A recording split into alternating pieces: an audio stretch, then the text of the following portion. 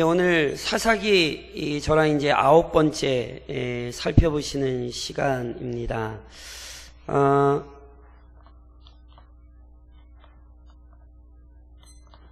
제가 이렇게 한번 여쭤볼까요? 이스라엘 백성이 하나님을 믿고 있습니까? 안 믿고 있습니까? 질문이 좀 뜬금없긴 하죠. 저도 뭐 뜬금없긴 한데 그래도 이걸 우선 결정을 하고 지나가셔야 됩니다. 이스라엘 백성이 하나님을 믿고 있습니까? 안 믿고 있습니까? 답이 여러 개가 나오시죠. 그만큼 헷갈리는 문제입니다. 그런데 이미 이것은 설명을 드렸습니다. 이스라엘 백성이 가나안 땅으로 들어왔다는 것은 그리스도의 구속의 은혜 안으로 들어왔음을 나타내는 것이라 이미 말씀을 드렸죠. 가나안에서의 삶은 예수를 안 믿는 불신자들의 삶을 설명하는 것이 아니라 예수를 믿고 있는 그리스도인의 삶을 설명하고 있다고요. 이것은 단지 고대의 이스라엘이라는 한 민족의 이야기가 아니라 오늘 이 땅을 살아가는 그리스도인과 교회의 현실입니다. 이걸 놓치시면 안 된다니까요.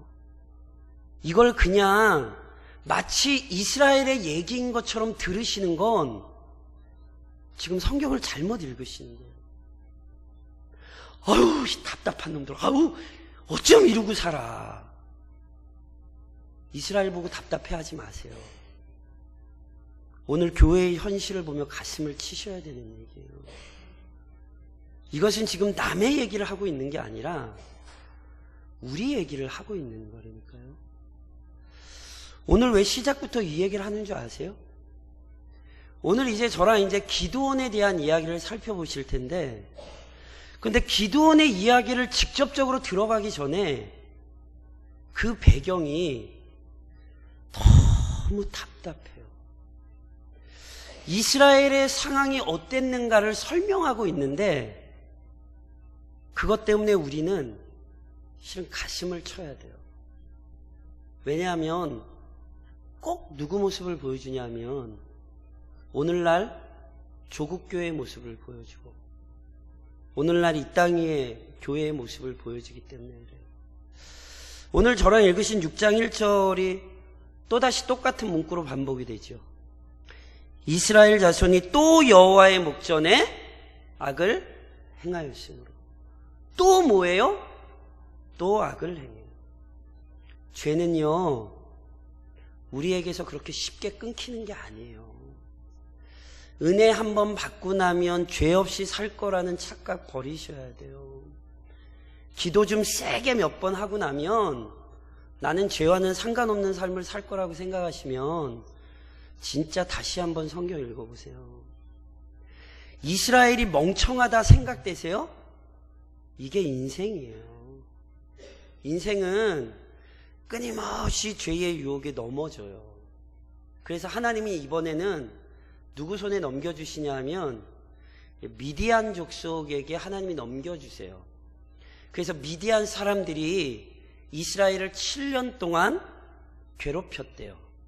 그런데 그 괴롭힐 때의 광경들이 지금 어떻게 기록되냐면 저랑 2절을 다시 한번 읽어보시겠어요? 2절 같이 읽겠습니다. 2절 미디안의 손이 이스라엘을 이긴지라 이스라엘 자손이 미디안인으로 말미암아 산에서 웅덩이와 굴과 산성을 자기들을 위하여 만들었으며.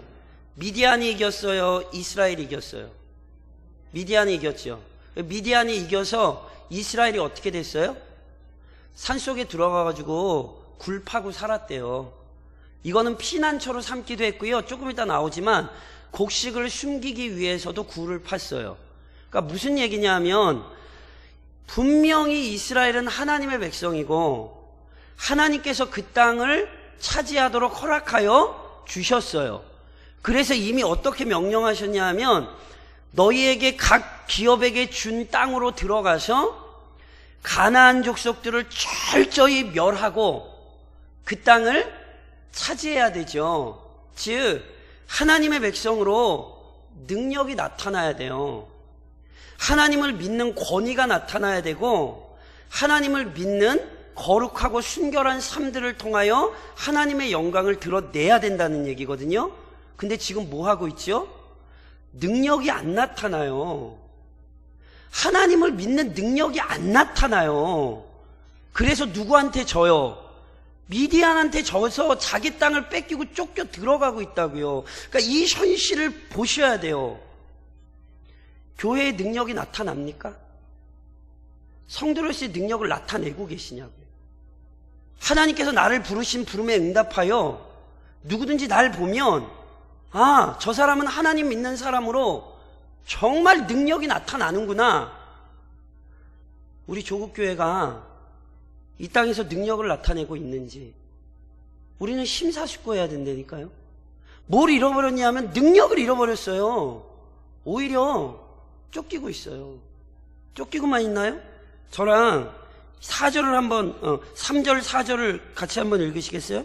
3절 4절 같이 시작. 이스라엘이 파종할 때면 미디안과 아말렉과 동방 사람들이 치러 올라와서 진을 치고 가사에 이르도록 토지 소산을 멸하여 이스라엘 가운데에 먹을 것을 남겨두지 아니하며 양이나 소나 나귀도 남기지 아니하니. 보세요. 미디안 사람들은 원래요 유목민족입니다. 유목민족이라 쉽게 설명드리면요 먹을 것이 있는 곳을 떠돌아다니는 사람들이에요. 그래서 이 사람들이 계속해서 7년 동안 이스라엘을 압박하고 있는 게 아니라 곡식을 거두는 시기가 되면 넘어오는 거예요. 그러니까 딴 데서 어디 먹을 거 있을 땐 딴 데 있다가 파종하여 씨를 뿌려서 곡식을 거둘 때가 되면 수많은 떼를 몰고 와서 진치고 사는 거예요. 그래서 이스라엘이 뿌려놓은 걸 누가 거둬요? 미디안이 거둬요. 그래서 이스라엘은 뿌리기는 하지만 뭐 하진 못해요? 거두지는 못해요. 하나님을 떠나면 나타나는 게 뭔지 아세요? 그 인생이 수고하고 애쓰나 그의 손이 거둘 수 있는 게 없어요. 시편이 우리에게 가르쳐 주잖아요. 여호와께서 성을 지키지 아니하시면 파수꾼이 깨어있으면 헛되되니까요. 아침에 일찍 일어나서 저녁에 늦게 눕는 게 너희에게 다 뭐라고요? 헛수고라고요.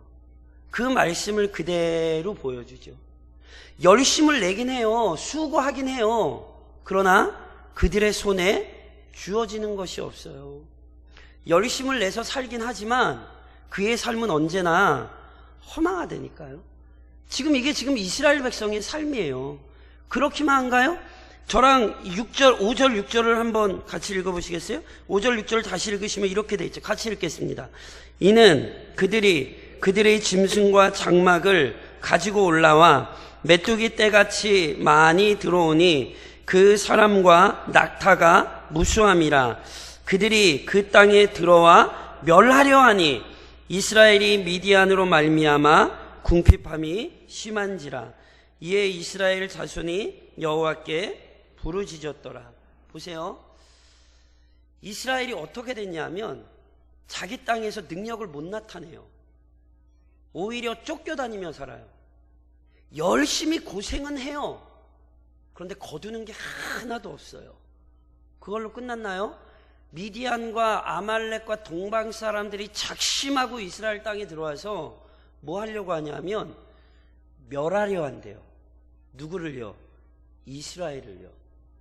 그래서 이스라엘이 어떻게 살아요? 항상 불안, 초조, 근심, 걱정. 분명히 하나님의 백성이라 불리긴 하는데 그 마음에 근심 걱정이 안 떠나요. 왜요? 언제 무슨 일이 있을지 두려워서 못 살겠어요. 오늘 한국교회 현실을 제가 보니까 너무 잘 보여줘요. 이미 교회가 능력을 상실해서 누구도 교회 얘기를 안 들어요. 교회가 막 열심을 내기는 하는 것 같아요. 겉모습으로 보기에 뭐 배를 별로 먹을 교회들이 다예요. 그런데 한국교회는 계속하여 아주 급속도로 쇠퇴하고 있습니다. 수고는 열심히 하는 것 같은데 거두는 건 없어요. 게다가 많이 들으셨잖아요. 교회가 세상을 걱정을 하는 게 아니라 세상이 교회 걱정을 해줘요. 언제 교회가 어떻게 될지 모르는 불안감에 시달리고 있어요. 언제 한국교회가 멸절될지 모른다는 불안감이 이미 10여 년 전부터 한국교회에 아주 공식적으로 거론됐어요. 그래서 이러다가는 한국교회 문 닫는다는 얘기를 끊임없이 듣고 있어요. 심지어는 불신자들도 그런 얘기를 해요. 한국교회 저러다가 망하는 거 아니겠냐고. 아십니까? 그러니까 이 사사기의 모습이요, 너무너무 오늘 우리의 현실을 잘 보여줘요. 교회가 힘을 잃어버린 시대, 지금 오늘 우리의 시대라니까요. 더 끔찍한 건 뭔지 아세요? 하나님께서 이스라엘 백성이 미디안으로 말미암아 부르짖어요. 그렇죠? 그때 하나님이 어떻게 하셨죠? 앞서 어떻게 하셨죠? 하나님이 부르짖을 때마다 뭘 하셨죠? 사사를 세우셨잖아요. 근데 오늘 본문은 좀 얘기가 다르게 진행이 돼요. 하나님께서 사사를 세우시기 전에 원리와 원칙을 우선 하나 좀 보여주세요. 그게 뭐냐면 저랑 7절로 10절까지를 한번 같이 읽으시겠어요? 하나님께서 하나님의 다 백성을 다스리시는 원리와 기본적인 원칙이 있어요. 그게 뭐냐면 저랑 7절로 10절까지를 한번 같이 읽겠습니다. 7절로 10절 같이 시작.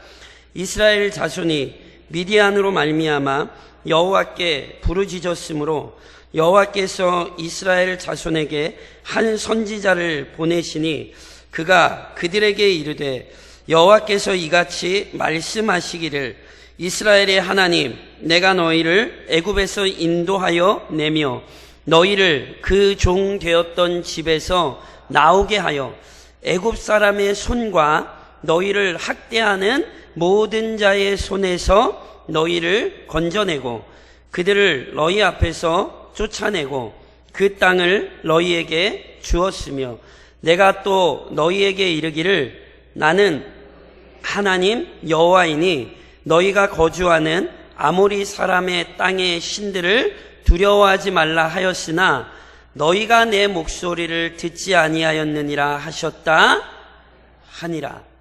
7절에 보니까 이스라엘 자손이 부르짖었어요. 그러면은 저희가 앞선 어떻게 사건이 진행됐냐면 하나님께서 그 부르짖음을 들으시고 누구를 일으키셨죠? 사사를 일으키셔서 구원하셨잖아요. 그런데 여기 하나 개입되는 게 있어요. 선지자예요. 그러니까 기드온 사건에서는 하나님께서 기드온을 세우시기 전에 우선 선지자를 한 명 보내세요. 그래서 하나님께서 그 백성에게 하나님의 말씀을 전해주시죠. 실은요, 이것은요, 하나님께서 하나님의 백성을 가르치시는 일반적인 방식입니다. 무슨 얘기냐면 언제나 하나님은 먼저 누구를 세우시냐면 선지자를 세워서 그 말씀을 깨닫게 하세요. 실은 앞서 저랑 드보라를 살펴보셨을 때 드보라가 어떻게 설명이 됐냐면 여선지자 드보라 이렇게 설명이 됐어요. 그러니까 실은 드보라도 선지자로서 미리 사역을 하고 있었고 그러고 나서 사사로서 일어났던 거거든요. 그러니까 실은 하나님은 우선 구원자를 세우시기 전에도 끊임없이 하나님께서는 자신의 종들을 보내셔서 하나님의 말씀을 들려주셨어요. 그러니까 이게 일반적인 하나님의 섭리라는 사실을 반드시 기억하셔야 돼요. 그래서 하나님이 보내셔서 하신 말씀이 뭐죠? 하나님께서 이전에 이스라엘 백성을 애굽 땅에서 인도하셨고 앞서 가나안 족속을 몰아내고 너희에게 이 땅을 주셨다. 이 말씀 하시는 거예요. 그런데 결국 하나님께서 애굽에서도 구원해내시고 가나안 땅도 주셨는데 그러면서 아모리 사람의 신들을 섬기지 말아라 이렇게 말씀을 하셨는데 결국은 뭐 했다는 거예요? 아모리 사람의 땅의 신들을 두려워하지 말라 하였으나 이 얘기는 지금 이스라엘 백성이 뭐 하고 있다는 얘기예요? 아모리 사람의 신들을 두려워하고 있다는 얘기죠. 다시 설명드리면 하나님을 두려워해야 되는 사람들이 누구를 두려워하는 거냐면 세상을 두려워하는 거예요. 그래서 하나님의 말씀에 순종하지 않았대요. 아멘이세요? 예. 그럼 제가 여쭤볼게요. 하나님께서 선지자를 보내서 아주 정확히 문제가 뭔지 말씀하셨어요. 하나님을 두려워해야 되는데 이방신을 두려워하고 있단 말이에요. 그렇죠? 그럼 어떻게 해야 돼요? 그거 기억하세요? 사사기 2장에서 저랑 뭘 살펴보셨냐면 여호와의 사자가 길갈로부터 보김에 이르러 이스라엘 백성을 책망을 해요. 너희가 하나님의 말씀에 순종하지 않았기에 너희가 남긴 가나안 족속이 너희 옆구리에 가시가 될 거라고. 내가 그것으로 너희를 징계할 거라고. 그때 이스라엘 백성들이 어떻게 했는지 아세요? 기억하세요? 복임이라는 말의 의미가 엄청 울었다는 뜻이에요. 그래서 그 자리에서 이스라엘 백성들이 뭐 했죠?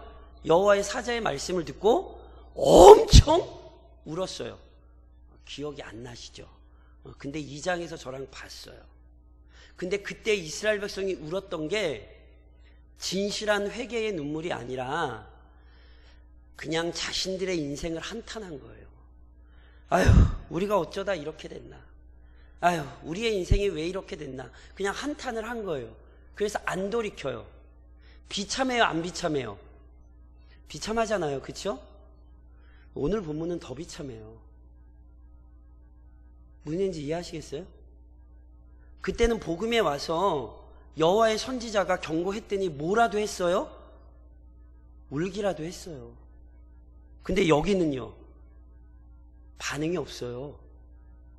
여호와의 선지자를 보내서 하나님의 뜻이 무엇인지, 지금 이스라엘 백성이 무엇을 하고 있는지 책망하셨는데 아무 반응이 없어요. 무슨 얘기인지 아세요? 말씀을 들어도 말씀에 반응하지 못하는 교회. 이게 한국교회 같은데요, 제가 보기에.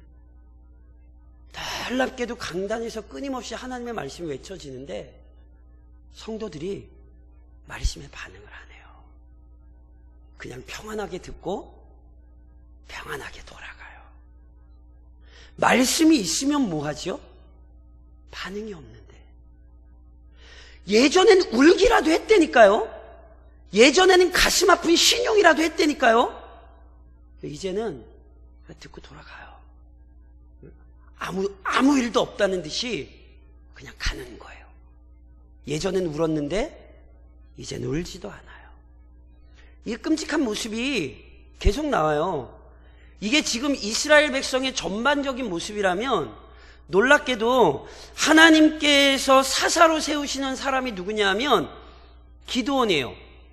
그러면 하나님께서 세우시는 사사면 대단하겠어요? 안 대단하겠어요? 대단했으면 좋겠죠. 그 우리 생각이에요. 근데 하나님께서 사사로 세우시는 사람이 가관이에요. 보실래요? 저랑 11절로 13절까지 한번 같이 한번 읽으시겠어요? 11절로 13절까지 같이 읽겠습니다. 시작. 여호와의 사자가 아비에셀 사람 요아스에게 속한 오브라에 이르러 상수리 나무 아래에 앉으니라.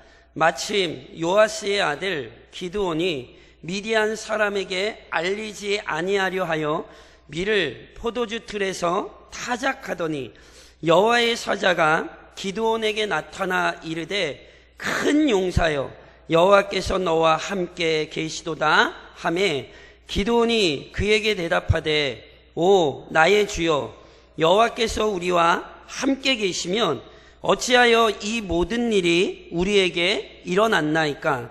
또 우리 조상들이 일찍 우리에게 이르기를 여호와께서 우리를 애굽에서 올라오게 하신 것이 아니냐 한 그 모든 이적이 어디 있나이까.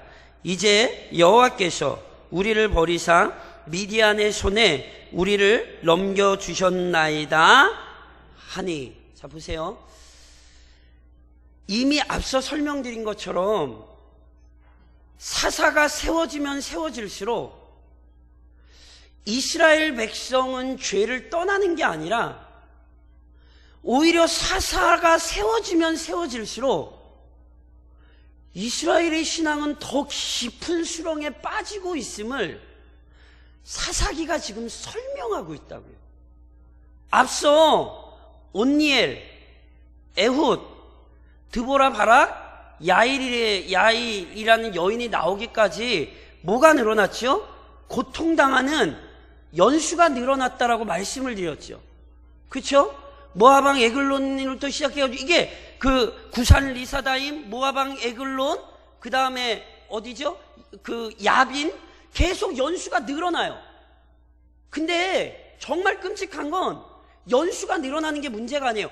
괴롭힘을 당하는 연수가 늘어나는 게 문제가 아니라 이스라엘 백성의 신앙이 가면 갈수록 바닥을 치는 거예요. 그래서 기드온에 대한 이야기를 시작하기 전에는 이스라엘 백성의 영적인 상대가 지금 얼마나 끔찍한가를 보여주고 있는 거라고요. 능력을 나타내야 되는 사람들이 능력을 잃어버리고 살고 있고, 열심히 수고하여 얻을 수 있는 땅에 들여보냈는데 열심히 수고는 하는데 얻어요 못 얻어요? 못 얻는다니까요.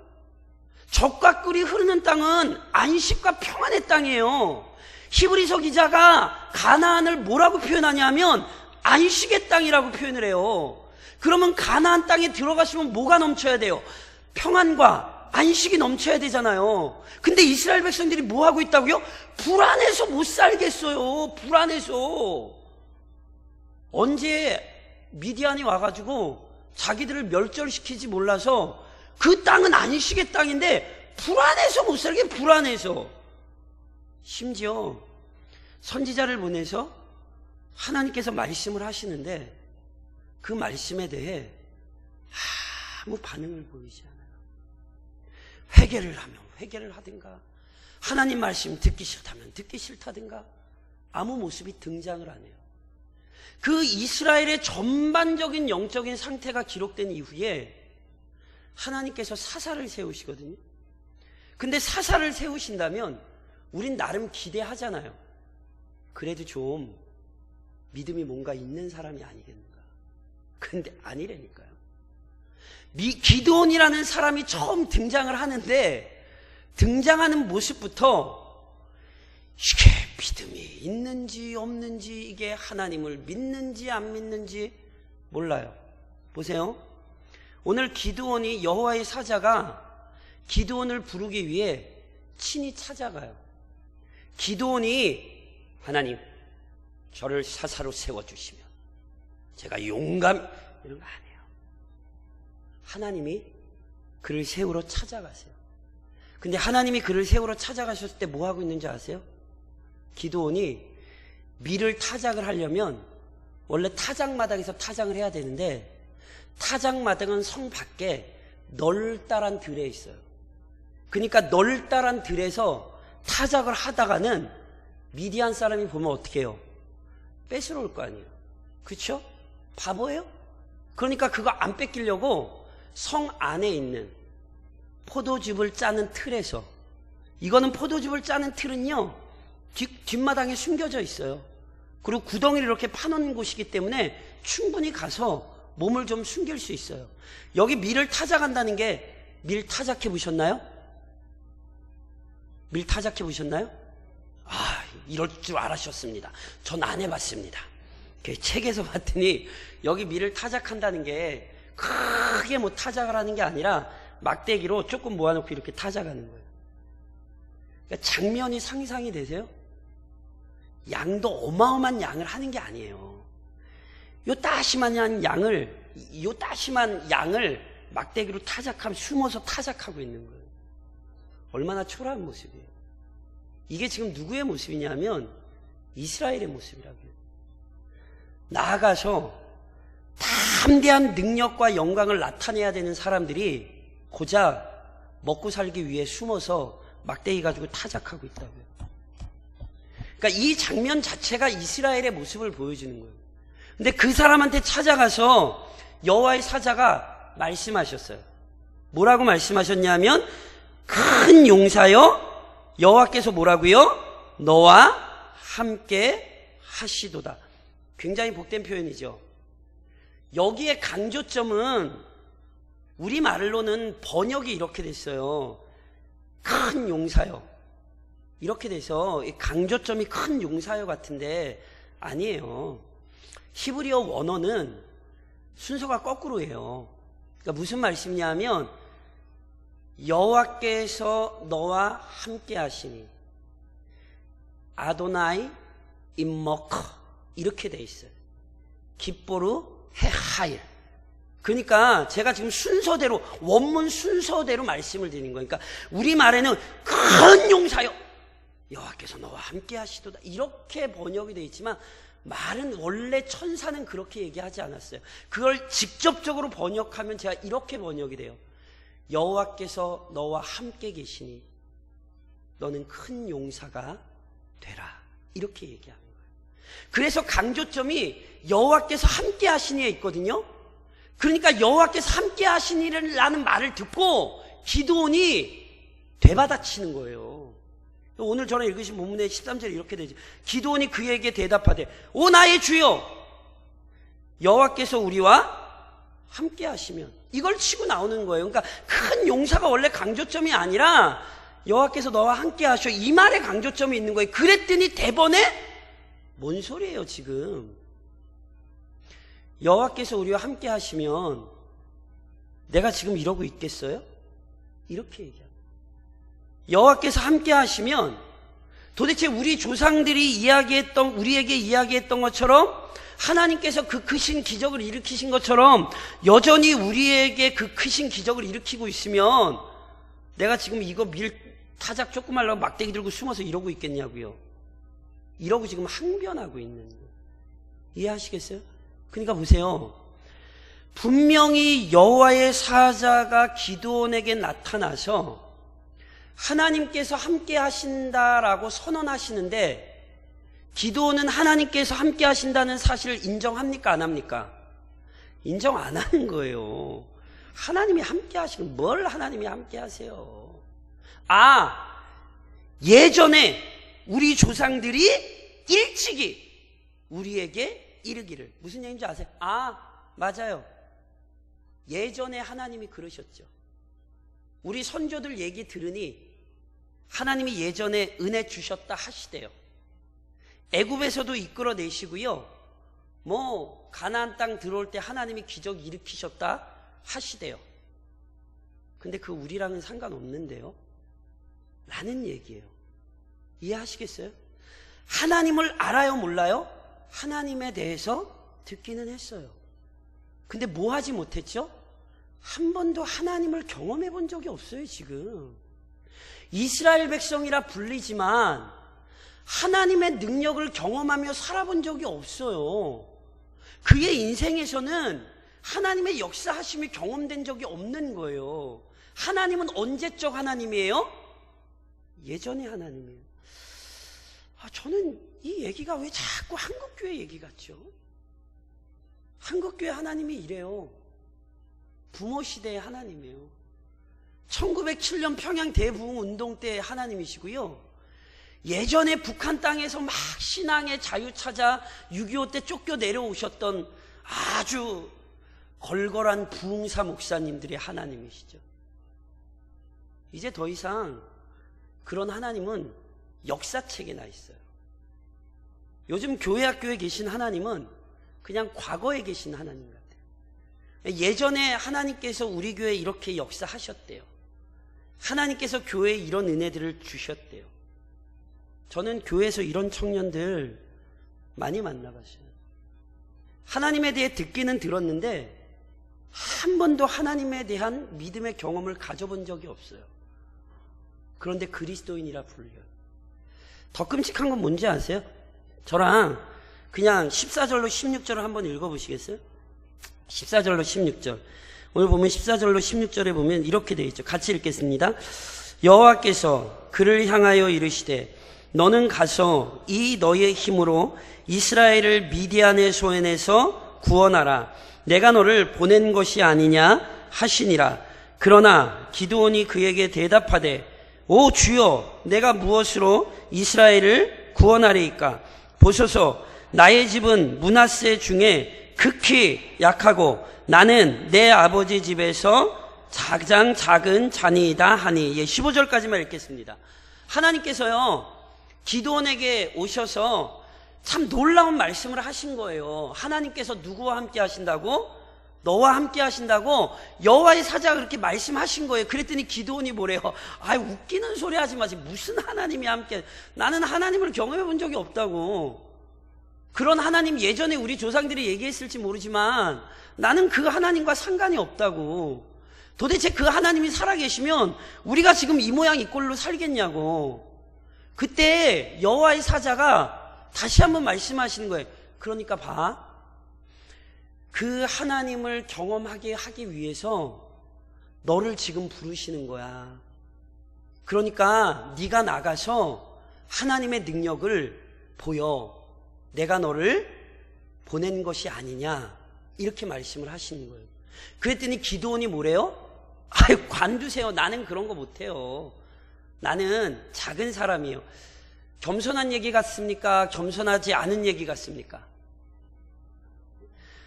눈으로 보기엔 굉장히 겸손한 얘기 같죠? 이제 살펴보시겠지만 이거 대단한 뻥이에요. 왜냐하면 기드온의 아버지 요아스가 굉장한 권력자예요. 그래서 마을 사람들, 그 동네 사람들을 다스려요. 그 아버지 말 한마디에 동네 사람들이 입을 닫아요. 기드온이 종들을 부려요.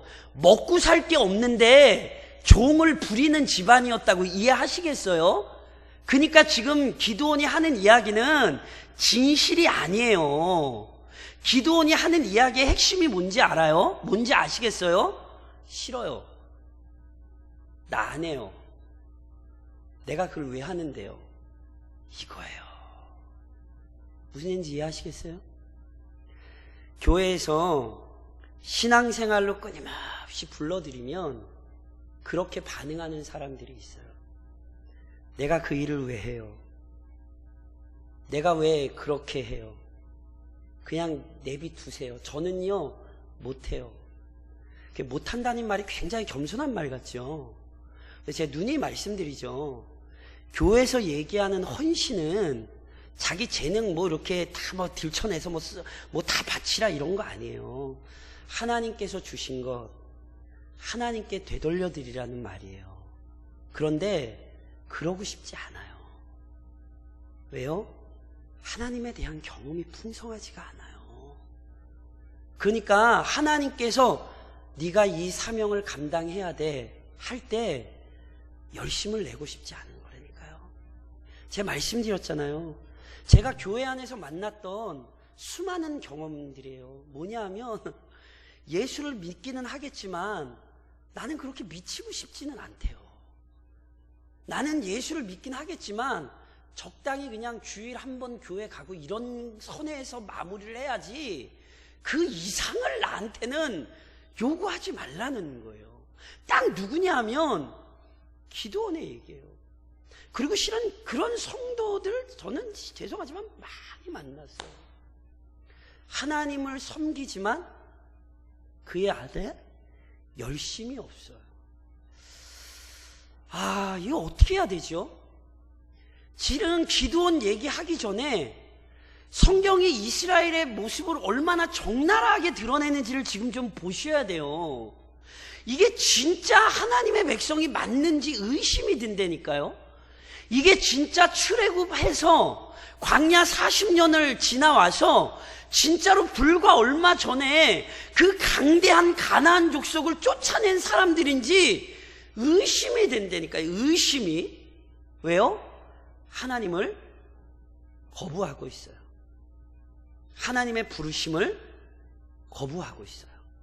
하나님과 동역하기를 거부하고 있어요. 이게 이스라엘의 모습이에요. 제가 이걸 깊이 고민하면서 실은 제일 먼저 저는 우선 제 모습이 떠올랐어요. 왜냐하면 제가 기드온이 했던 얘기를 제가 그대로 했거든요. 왜냐하면 저는 저희 부모님들이 신앙생활하면서 어려움을 겪는 게 너무너무 이해가 안 됐어요. 왜 예수를 믿는데, 분명히 제가 보기엔 되게 잘 믿는 것처럼 보이는데, 일은 되게 많이 꼬이더라고요. 한참 그래서 저는 제일 보기 싫었던 게, 죄송합니다. 저희 어머니 찬송 부르며 눈물 흘리는 걸 전 너무 보기가 싫었어요.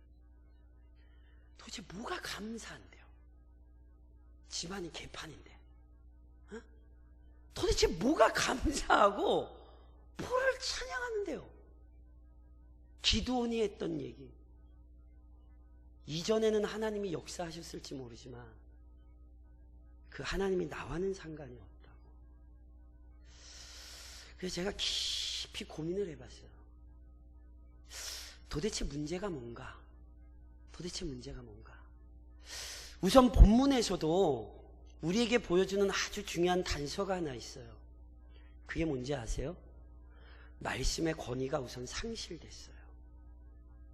무슨 얘기냐면 주의 선지자가 가서 말씀을 전하는 게 이 사람들에게 너무 익숙해졌어요.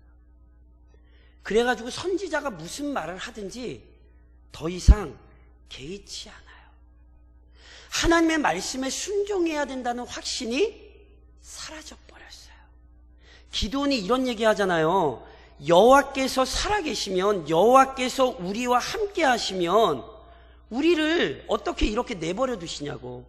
그런데 잘 생각해 보시면 미디안의 손에 넘어간 게 누구 책임이죠?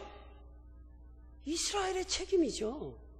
하나님은 이미 그 사실을 가르치셨어요? 안 가르치셨어요? 가르치셨어요. 이미 율법을 통하여 하나님을 버리면 너희 삶이 괴로워질 거라고 하나님은 말씀을 하셨어요. 그렇죠? 그러니까 실은 기드온이 하나님의 말씀을 깊이 있게 몰라요. 뭐 한 거냐면 어설프게 들은 거예요. 하나님의 말씀을 깊이 있게 연구해 본 적이 없어요. 하나님의 말씀을 붙들고 씨름해 본 적이 없고 지나가는 얘기로 그냥 귓등으로 그냥 하나님의 말씀을 듣기만 하는 거예요. 그러니까 하나님의 말씀을 정확히 안다면 우리가 하나님께 범죄했기에 미디안이 우리를 쳤구나, 이런 결론이 나야 되는데 하나님의 말씀의 권위가 사라졌고 그래서 하나님의 말씀을 깊이 연구해 본 적도 없으니 당연히 어떤 결론이 나냐면 하나님이 살아계신데 왜 우리의 인생이 이렇게 됐어? 이렇게 되는 거죠. 그러니 결국 문제는 뭐였냐 하면 출발점은 이거예요. 하나님의 말씀의 권위가 사라진 현실을 이스라엘 백성이 보여주는 거죠. 그리고 이건 이미 저랑 여호수아서에도 살펴보셨어요. 하나님의 말씀의 권위가 세워지지 않으면 나머지 모든 삶이 무너질 거예요. 그렇다면 조금 더, 그럼 말씀의 권위를 세워야 되잖아요. 그렇죠? 아니, 우선 분명한 출발점은 말씀의 권위가 사라진 거예요. 그렇다면 방법은 뭐냐 하면 말씀의 권위가 세워지는 거예요. 그렇죠? 그럼 말씀의 권위가 어떻게 세워지죠? 이거는요, 은혜예요, 은혜. 제가 아까 말했지만 제가 그래서 깊이 생각해 봤어요. 내가 원래 기드온같이 얘기를 했는데 내가 오늘 이 기드온의 얘기를 할 수 있는 자리에 오기까지 제가 제 인생에 어떤 일이 일어났는가를 곰곰이 생각해 봤어요. 제 결론을 하나 내렸어요. 설명을 못 드리겠어요. 성경을 부인했던 자가 어떻게 성경을 믿었는지, 찬송을 부르며 눈물을 흘리는 부모의 모습이 그렇게 꼴보기 싫었는데 지금 찬송을 부리면 내가 어떻게 눈물을 흘리게 됐는지 설명을 못 하겠어요. 성경을 그렇게 안 믿던 사람이 어떻게 이렇게 성경을 믿고 그것을 믿으셔야 된다라고 이러고 얘기를 하고 있는지 제가 곰곰이 생각해 봤는데 도대체 설명을 못 하겠어요. 그래서 결국 내린 결론은 이건 하나님의 신비다. 하나님의 신비로운 은혜가 아니고서는 이건 도대체 설명을 할 수도 없고 풀어낼 재주도 없더라. 그래서 제가 더 이상 설교를 못 하겠어요. 왜냐하면 제 지혜로 어떻게 하나님의 신비를 설명을 해요? 하나님이 이 일을 어떻게 이루어내시는지 도대체 설명을 못 하겠어요. 그런데 이후에도 보면 이 기드온이 나가서 싸워요. 어떻게 이렇게 설명을 하죠? 이 양반 하나님 안 믿었던 사람인데 하나님이 자기와 함께 하신다는 사실도 부인했던 사람이고 하나님이 너 가 그랬더니 싫은데요? 내가 왜 가요? 그랬던 사람인데 가더라니까요. 저요? 설명 못하겠어요. 도대체 풀어낼 능력이 없어요. 그런데 결국은 하나님은 하실 수 있으시더라는 거죠. 그래서 오늘 우리의 마음에 소망이 있어요. 그게 뭐냐면 하나님 하셔야 된다는 거예요. 죽은 우리의 영혼 하나님이 살리셔야 되고 말씀의 권위가 없는 교회 하나님이 말씀의 권위를 세워주셔야 된다는 거예요. 하나님을 경험하지 못한 이 시대에 우리 믿음의 자녀들 이거 우리가 어떻게 못해요. 하나님이 그들 앞에 그 능력을 보여주셔야 돼요. 마치 예전에 1907년에 평양의 대부흥을 일으키셨던 것처럼 오늘 이 땅 가운데 하나님이 다시금 그 은혜를 쏟아 부어주셔야 돼요. 이거 외에는 방법이 없겠더라고요.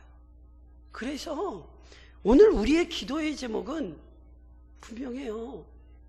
하나님의 은혜를 바라셔야 됩니다.